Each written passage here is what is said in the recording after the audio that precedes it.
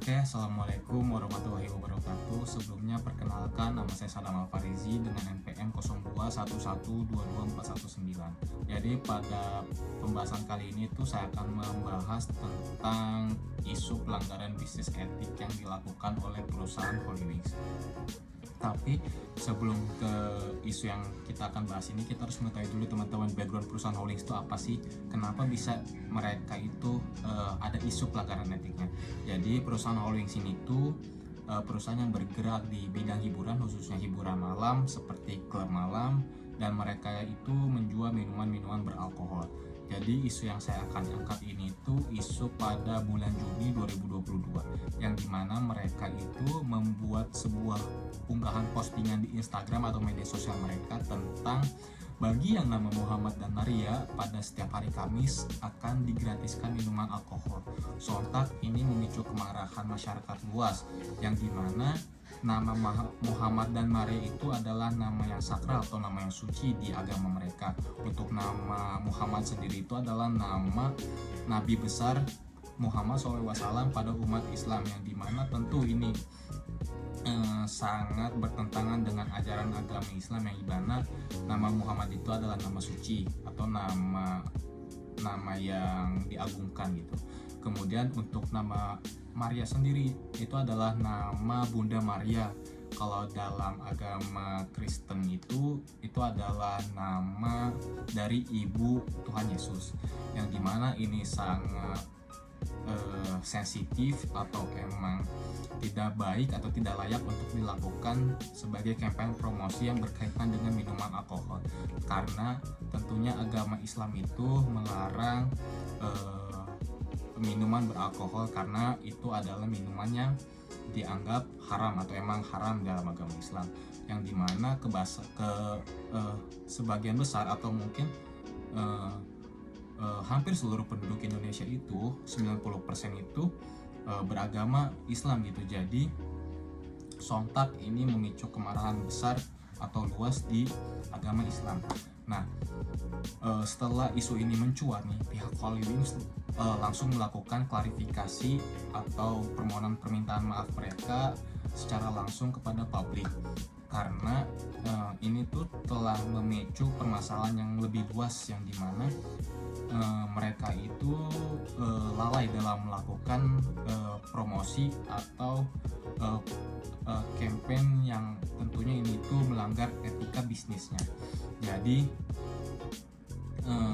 oleh sebab itu tuh banyak ormas atau masyarakat melakukan laporan terhadap Holywings ke kepolisian. Sontak Holywings langsung merespon dan berminta maaf sebesar-besarnya ke masyarakat luas di Indonesia. Oleh sebab itu tuh polisi menindaklanjuti perusahaan Holywings ini, dan hasil tindak lanjutnya itu bahwa Holywings ini tuh benar melakukan tindak kelalaian bisnis etika yang melanggar UU ITE nomor 28 ayat 2, yang dimana ini tuh termasuk ke dalam sara atau ujaran kebencian dan juga penistaan agama. Dalam kasus ini tuh Holywings dikenakan hukuman sontak. Mereka itu gerainya ditutup di seluruh Indonesia. Selain permasalahan penistaan agama, Holywings juga ternyata dia melanggar distribusi minuman beralkohol, di mana ada sebagian gerai Holywings itu tidak memiliki izin dalam pemasaran minuman beralkohol. Nah, jadi apa aja sih dari keseluruhan cerita ini tuh yang bisa kita ambil hikmahnya atau kita pelajari? Yang pertama itu bisnis dalam pelanggaran bisnis etik. Jadi Holywings itu melanggar beberapa faktor lah dari etika bisnis. Yang pertama itu dia melanggar penistaan agama dan juga sara gitu. Kemudian mereka juga melanggar tidak memiliki izin distribusi minuman beralkohol.